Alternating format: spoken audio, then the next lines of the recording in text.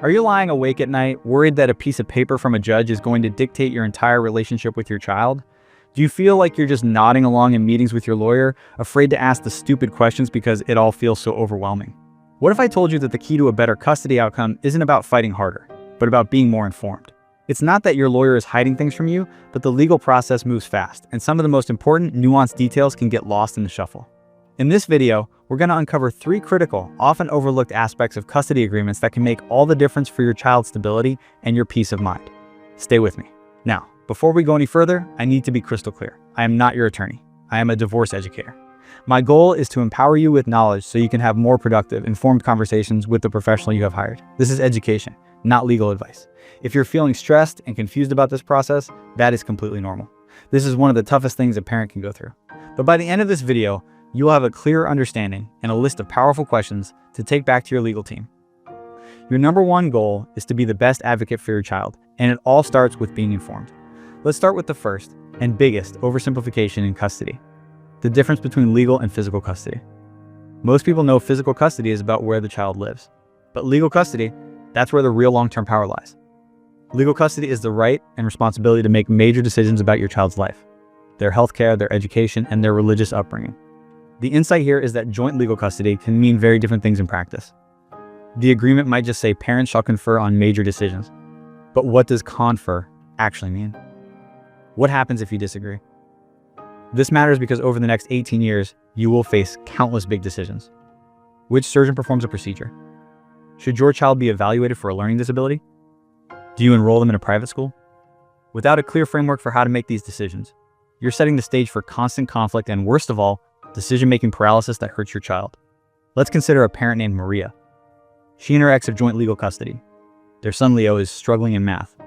Maria wants to hire a certified tutor specializing in learning differences. Her ex thinks it's a waste of money. The parenting plan just says parents will agree on tutors. They're now stuck. Leo's grades continue to slip while his parents argue. This is the hidden trap of vague legal custody terms. So here's the question you need to write down and ask your lawyer. This pushes the conversation towards practical solutions, like a tiebreaker mediator for specific issues, or a clear process for escalating a decision without having to go back to court every single time. But while legal custody is about the big picture, the next point is all about the day-to-day reality that can make or break your co-parenting relationship. Many parents think that once the custody order is signed by the judge, it's set in stone. This is the second major oversight. Your children are not static. They grow, their needs change, and their schedules become infinitely more complex. The insight is that the most successful custody agreements are built not as rigid contracts, but as flexible frameworks. They anticipate change. Why is this so critical? Because a plan that works for a 5-year-old will fail miserably for a 14-year-old with sports, social life, and academic demands. If your agreement has no mechanism for adaptation, you are guaranteeing future conflict. The goal is to create a framework that allows your child to thrive at every stage without constant litigation. Let's go back to Maria.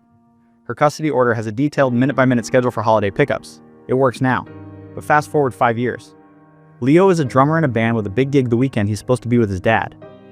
The current plan offers no flexibility for Leo to have this amazing life experience without one parent technically being in violation of the order. This creates unnecessary tension and resentment, so your next powerful question for your lawyer is this. This could mean specifying that the schedule will be reevaluated when the child starts middle school, or including a right of first refusal clause that makes practical sense for your family, or building in a certain number of trade days per year so parents can swap weekends amicably. Now, you've got the big decisions covered and a plan that can grow with your child. But there's one more area that is the silent foundation of it all, and it's often completely ignored until it becomes a problem. In the age of smartphones, most custody agreements are silent on how parents should communicate. This leaves the door wide open for miscommunication, harassment, and a toxic environment that your child absolutely feels. The insight is that how you communicate is just as important as what you communicate. Unregulated text messaging can be a nightmare. This matters for your sanity and your child's well-being. A 2 a.m. text argument about child support has no place in your life. Furthermore, these impulsive texts can often be used as evidence in court, creating a huge problem where there didn't need to be one. Establishing clear, business-like communication protocols protects everyone, especially your child. Imagine Maria's ex sends a long, frustrated text at 10 p.m. criticizing her parenting, CCing her new partner. Maria feels attacked and fires back an angry reply. This escalates for an hour. The next morning, Leo has to go to school after listening to this tension all morning. The conflict has now directly impacted him. So your final crucial question to ask your lawyer is this.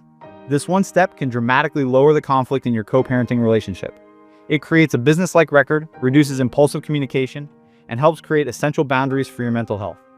If you found this video empowering and want to navigate your divorce with more confidence and less fear, please consider subscribing to this channel and hitting that bell notification. We're here to provide you with compassionate, ethical education every step of the way. Thank you for watching. You are doing the hard work to be the best parent you can be during this challenging time.